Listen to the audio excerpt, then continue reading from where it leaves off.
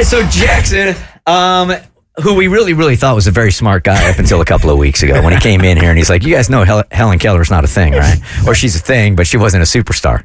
Yeah, it was a hot take. I'll give it that. It was a scalding take. Don't you hate on my girl, Helen? And the theory behind that, the conspiracy theory for you buying into it was what? I mean, she was blind and deaf, and I just thought that, yeah, she was a real person who was, in fact, blind and deaf. But, it was hard for me to believe that she wrote all those books and flew the plane and did all the things that she said. Translation, it's hard for Jackson to believe that she is more accomplished without any senses than he is with all of them. Damn. I am coping. What was the term that I learned yesterday from Rebecca about her friend who won't listen to the Bert Show because we're... Anti-intellectual. Here we go. For sure she's never listening after this. Case in point, okay? Right. But you went online, you did your research, and you realized you're an idiot.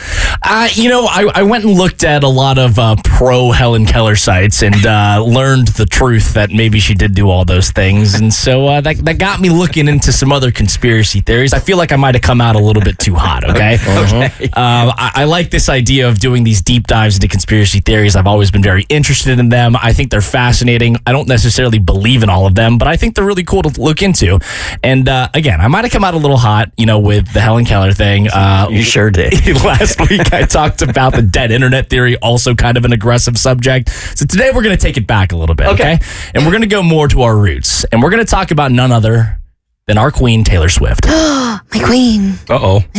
Oh, no. Don't tell us. She's like animatronic Disney figure. She's a hologram. She's like one of those figures you'd see at a Chuck E. Cheese. Here's the thing. I think she's so perfect that if you told me she was a robot, I'd believe you.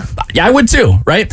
And don't you also think that it might be a little bit too perfect about her current relationship with tight end Travis Kelce? No, I think it's the universe has brought two people who deserve love together. Do you not think that it's a little bit too convenient for the NFL to have such a superstar now on their side?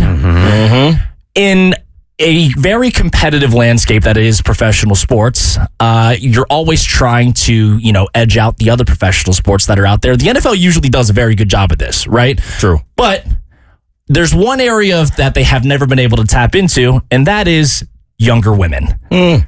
They've been doing a really good job of getting kids involved with the Nickelodeon broadcast that they do. Yeah. But when it comes to, there's one demographic that they've been missing out on, and that is a younger female audience.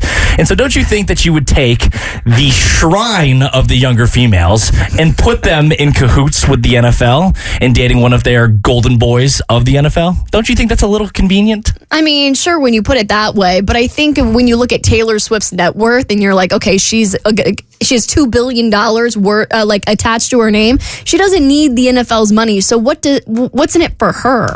You always say that you don't need the money, but everyone still does things for money.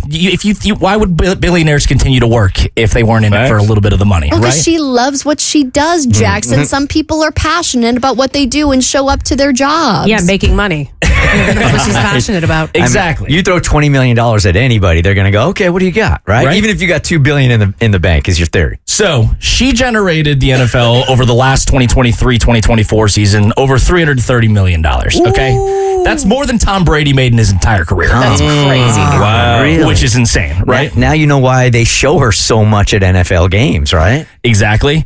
NFL viewership, where she attended, raised 7%. Each and every game, notably female viewership, rose 9%. You also have to think that this goes further than just the game attendance. Travis Kelce's jersey sales up 400%, right? Also, their social media posts have just been blowing up like crazy. More attention, more eyeballs on them.